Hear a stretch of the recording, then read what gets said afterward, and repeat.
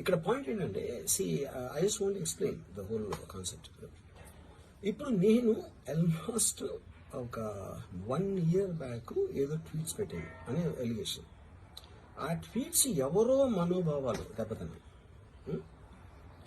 ఇక్కడ విచిత్రం ఏంటంటే 1 year బ్యాక్ పెట్టిన ట్వీట్స్ 4 డిఫరెంట్ ప్లేసెస్లో 4 డిఫరెంట్ జ్యూరిస్డిక్షన్స్లో 4కి ఒకే 3-4 రోజుల వ్యవధిలో వాళ్ళ మనోభావాలు దెబ్బతిన్నాయి.